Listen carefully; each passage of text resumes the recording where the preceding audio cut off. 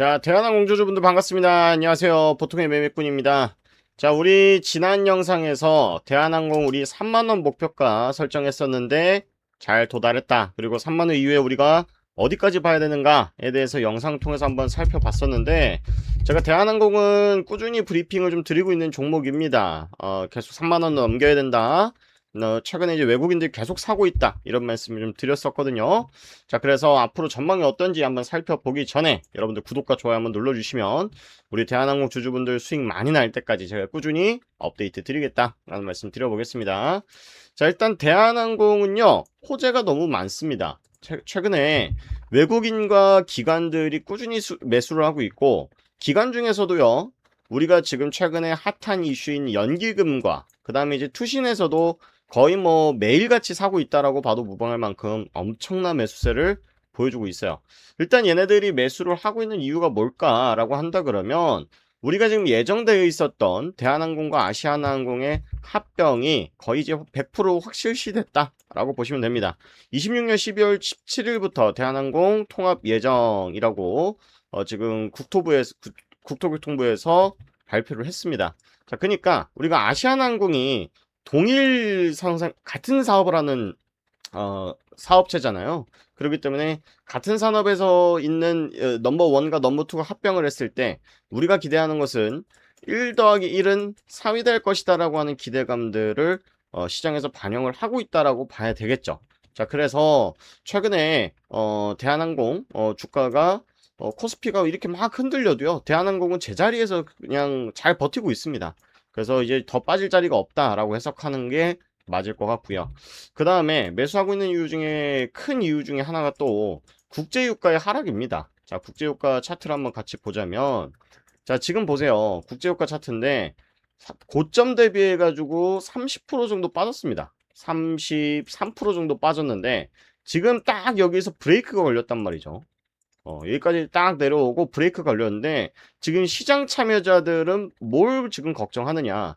위로 올라가자니 이게 이란이랑 미국이랑 또 싸울 수 있는 거 아니야? 라고 하는 불안감이 있는 거고, 더 이제 내려가자니 또 애매한 상황인 거죠. 자, 그래서 최근에 이제 유가가 브레이크를 밟고 있는 이유 중에 하나가 또 뭐냐면, 자, 오늘 뉴스 나온 내용인데, 자, 미국이 이란한테 경고를 하나 해줬답니다. 야야야, 이스라엘이 너네 대표단 암살할 것 같아. 그러니까 조심해 하고 옆으로 이렇게 사이드를 통해 가지고 알려줬다고 합니다.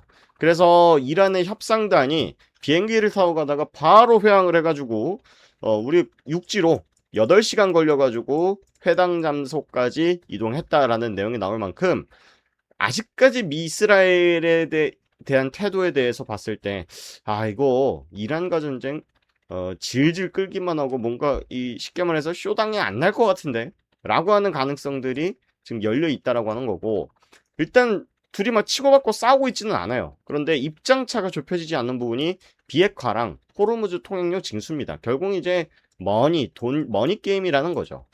자, 우리 전쟁에 대해서도 무슨 얘기를 했냐면, 이거 서로 합의하에 치고받고 싸우는 WWE다. 이런 얘기를 많이 했단 말이죠. WWE 격투기 아시죠, 여러분들? 그러니까 WWE다 라고 했었는데, 이 목적이 뭐다? 인플레이션을 유발하고 유가를 높게 만들어서 유가를 기름을 팔아먹고 이런 목적 아니겠냐? 라는 내용이고, 결국 지금 싸우는 목적 자체가요, 여러 이유가 있겠지만 결국은 머니 게임입니다. 돈 때문이라는 거죠. 야, 그래도 우리 호르무즈 통행료 받을 거야 라고 하는 입장입니다. 그러니까 사실 시장 참여자들은, 야, 이거 이러다가 미국이 말 계속 안 들으면 이란 진짜 없애버릴 수도 있겠는데 라는 위협감이 아직은 존재하다라는 게 사실인 것 같아요. 자, 그러다 보니까 유가가 떨어져도 우리 실물 경기에 유가 하락분에 대한 반영이 빨리 되지 않는 이유도 여기에 숨어져 있다, 이렇게 보셔야 되는데, 결국 유가는 목적을 달성했다. 트럼프의 목적을 달성했기 때문에 고유가가 막 이렇게 지속된다라기보다는 추가 하락에 대해서는 막혀 있지만, 그렇다고 해서 위로 빵 하고 터질 만큼의 그런 위협적인 상황들은 안 만들어질 가능성이 높지 않겠느냐, 이렇게 보시는 게 좋을 것 같아요. 자, 일단은 증권사에서도 대한항공에 대한 목표가들을 계속 높이고 있습니다. 이거 합병하면은 정말 괜찮아질 것 같아. 사도 될 것 같아. 라고 좀 이야기를 하고 있는데, 사실 여러분들 이 증권사 리포트에 대해서 우리가 반은 듣고 반은 좀 흘려보내셔야 되는 이유가 뭐냐면, 딱 이 코스피 9,000대 요때 외국계 증권사에서 코스피 12,000 간다, 15,000 간다, 13,000 간다, 11,500 간다 리포트 쏟아냈습니다. 근데 내려가니까 뭐래요? 이제 야 이제 피크아웃인가? 버블인가? 이런 얘기를 하고 있단 말이죠. 근데 또 바닥에서 또는 이제 증권사들이 리포트를 막 좋게 낸단 말이죠. 그러니까 우리가 리포트가 틀렸다, 리포트를 무시하면 된다 이런 내용이 아니라 리포트라는 것은 현재 상황을 고려했을 때 우리 먼 미래에 대한 계획들을 미리미리 이제 증권사에서 리포트를 작성을 하는 거예요. 그러니까 당장 내일 모레의 주가에 반영이 안 될 가능성이 있고 오히려 거꾸로 움직일 가능성도 시장에서는 분명히 있다라는 겁니다. 자, 그래서 대한항공 목표가 저 또한 높게 잡고 있지만 지금 당장 풀매수해라 라는 그런 리포트는 아니다. 이렇게 좀 이해를 하시는 게 좋을 것 같고요. 일단은 대한항공이 여러분들 이렇게 보셔야 됩니다. 코스피 200 종목이고 시가총액이 10조나 되는 아주 우량한 기업이에요. 그러니까 얘네들이 코스피에 대한 영향을 받을 수밖에 없겠죠. 자, 그러면 지금 코스피에 대한 방향성은 이렇게 우상향을 하고 있다. 코스피는 우상향 방향을 유지하고 있는 게 맞는데 중요한 거는 이런 변동성을 지금 누가 만들고 있습니까?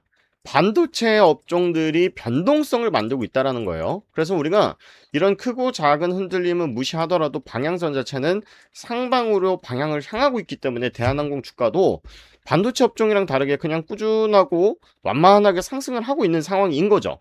자, 그런데 만약에 증시에 대한 전망이 상방이 아니라 하방에 대한 전망들이 보인다라고 한다면 그땐 우리도 좀 조심을 해야 될 필요가 있겠지만 아직까지 그러한 모습들이라던가 이벤트들은 나오고 있지 않다. 그런 전망들도 나오고 있지 않다라는 점에서 봤을 때 우리가 코스피 작은 흔들림에 대한항공 크게 걱정하지 않아도 될 것 같다. 라는 말씀 좀 드려보도록 하겠고요. 다만 한 가지 제가 이 대한항공 투자자분들께 여쭤보고 싶은 게 뭐냐면 이거를 한 5년 가지고 계신 분들도 계시고 뭐 최근에 진입하신 분들도 계신데 어때요? 이 재미가 있나요? 우리가 사실은 지금같이 코스피가 하루에 8%씩 움직이고 5%씩 움직이고 상당히 격한 변동성이기 때문에 일반적이냐라고 하기에는 어려울 것 같아요. 그런데 그렇다고 하더라도 시장 대비 수익률이 괜찮냐 안 괜찮냐로 물어봤을 때 대한항공은 시장 대비 수익률이 높은 편에 속하는 종목은 아니다라는 거예요. 자, 보시면 이게 월봉인데 2011년 때부터 지금 현재까지의 주가가 어떻습니까? 항상 같은 밴드에 놓여져 있죠. 뭐 사실 생각해 보면 쉽게 트레이딩 할 수도 있는 거예요. 좀 떨어졌네 매수. 올라갔네 매도. 떨어졌네 매수. 또 올라갔네 매도.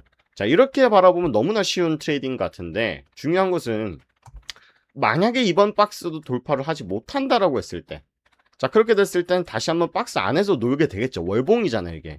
한 칸 한 칸이 한 달이라는 겁니다. 자, 그러면 얘는 코스피가 우상향을 함에 있어서 대한항공은 항상 같은 박스에서 놓여져 있다. 두 가지로 해석할 수 있겠죠. 첫 번째는 안전하다. 두 번째로는 시장 수익률 대비해서 하회한다. 즉, 은행 예금 금리만도 못한다. 라고 표현할 수도 있다라는 거예요. 그래서 이제 투자 성향에 따라서 난 이런 주식이 좋아라고 해서 10년, 20년 가지고 계시는 분들도 계실 수는 있지만 우리가 그만큼의 기대 수익률을 못 가져다 주는 종목이라는 거는 알고 트레이딩 해야 될 필요가 있다라는 말씀을 좀 드려보도록 합니다. 자, 그래요. 일단은 대한항공 전망은 사실 예전부터도 좋게 보고 있었고 사실 삼성전자도요. 이번에 이런 반도체 대호황 시기 전에는 사실 재미없는 종목 중에 하나였어요. 항상 제자리에서 놀고 수십 년간의 이런 박스를 돌파하니까 이제 폭발이 나온 것 뿐이지 사실 지금까지 재미없었던 게 사실이었거든요. 그래서 우리가 코스닥이 화랑일 때 야 뭐 대한항공 뭐 삼성전자 같은 거에 코스닥 제약바이오 종목이나 해 이런 얘기가 있다가 지금은 삼성전자 SK하이닉스가 이게 된 거죠. 그래서 대한항공도 사실은 이번에 아시아나 항공의 이벤트를 통해 가지고 새로운 분출을 할 수 있는 가능성도 있다라고 봅니다. 있는데 이것은 우리가 생각하는 만큼의 그런 빠른 속도로 움직이지도 못할 거고, 사실 여기 있는 투자자분들이 여러분들과 다 비슷한 평균 단가일 거란 말이에요. 그럼 올라가면은 사실은 팔기 바쁩니다. 내가 5년 가지고 있었는데 3년 가지고 있었는데 10년 가지고 있었는데 라고 하는 분들이 사실은 일찌감치 떠나려고 하는 매물대를 소화하는 과정에 대한 시간들도 전혀 무시는 못하지 않을까라고 생각을 합니다.